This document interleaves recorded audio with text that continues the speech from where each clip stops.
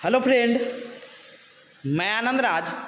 आप सभी देखिए, मौलाना यूनिवर्सिटी जो आपका पटना में है उसका बीएड सेकेंड ईयर का सेशन 21-23 का एग्ज़ाम चल रहा है। समझ गया। देखिए, कोर्स 8 और 9 का गेस किए थे, मैक्सिमम क्वेश्चन आपके एग्जाम में आया है। आज कोर्स 10 जो आपका creative and inclusive school creative and inclusive education का एग्ज़ाम है, समझे।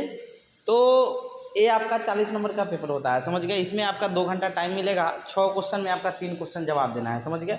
अब देखिए, बता देते हैं कितना पेज लिखिएगा।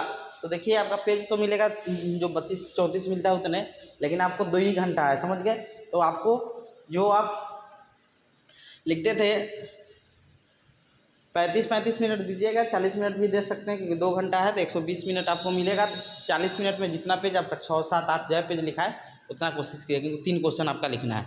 तो देखिए, ऊपर नोट्स चाहिए किसी को तो इस नंबर पर व्हाट्सएप करके कुछ पेमेंट करके आपको नोट्स मिल जाएगा, समझ गए। 9576002401 पर, समझ गए। 2401 पर। चलिए आते हैं, हम लोग स्टार्ट करते हैं। लिखा मौलाना यूनिवर्सिटी, कल ही आपका एग्जाम है। Maulana university BEd second year VVI question 2023 session 21-23 हो गया। Course 10 creative and inclusive school 40 number का एग्जाम होता है। टाइम आपको 2 घंटा मिलेगा, समझ गए। देखिए, यूनिट 1 में आपका क्वेश्चन, देखिए यूनिट 1 में 3 टाइप से आपका क्वेश्चन पूछता है: समावेशी शिक्षा, एकीकृत शिक्षा और विशेष शिक्षा यानी स्पेशल एजुकेशन।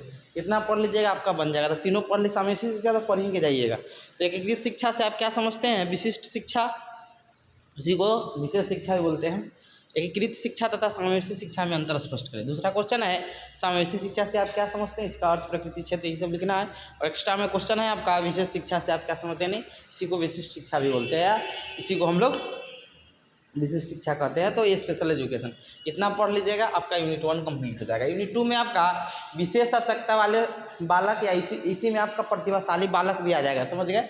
तो देख लीजिएगा, प्रतिभाशाली बालक क्या होता है। तो विशिष्ट आवश्यकता वाले बालक, तो समान बालक को छोड़कर जितने भी बालक होते हैं, वो मंदबुद्धि बालक हो या विशेष आवश्यकता या प्रतिभाशाली बालक हो, वो सबको हम विशेष बालक या विशेष आवश्यकता वाले SWDN उसी को बोला जाता है। स्पेशल विथ मतलब स्पेशल नीड उनकी होती है, समझ गए।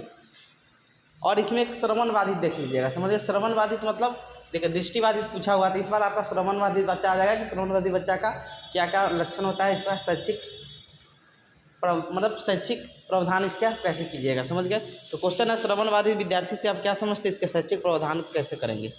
अगला है, विशिष्ट बालक या विशेष आवश्यकता वाले बालक से आप क्या समझते हैं, इसके लिए विद्यालय में आवश्यक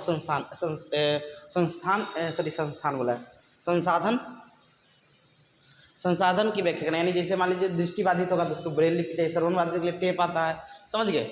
या जो शारीरिक रूप से होंगे तो उनके लिए ट्राईसाइकिल का, उसके बाद फिर रैम्प का व्यवस्था, ये सब चीज़ आपको लिखना होगा। फिर एक्स्ट्रा में एक समावेशी कक्षा के प्रबंध के लिए किस प्रकार की रणनीति होनी चाहिए, यानी शैक्षिक रणनीति। आप समावेशी कक्षा चलाना चाहते थे, कैसा आपका रणनीति होना चाहिए, शैक्षिक रणनीति में कौन कौन स्ट्रेटजी आप कीजिएगा। फिर आपका आता है यूनिट 3 में, तो माध्यमिक स्तर के छात्रों के लिए इसमें आकलन और मूल्यांकन से क्वेश्चन आपका आएगा, समझ गए। तो आकलन मूल्यांकन जो C9 में पढ़े उसको देख लीजिएगा। तो माध्यमिक स्तर के छात्रों के विभिन्न श्रेणियों के विषयों के अनुकूलन सामग्री और पद्धतियों की आवश्यकता पर प्रकाश डालें। और छठा है कि माध्यमिक स्तर पर विज्ञान, सामाजिक अध्ययन और भाषा शिक्षण का आकलन कैसे। आकलन मूल्यांकन से क्वेश्चन, सतत व्यापक मूल्यांकन पूछ दिया पिछले बार, इस बार आपका आकलन मूल्यांकन और अनुकूलन से रहेगा, समझ गए। हो गया। इसके बाद C11 का कर देंगे, फिर मेथड का कर देंगे, हो जाएगा, समझ गए। Thank you.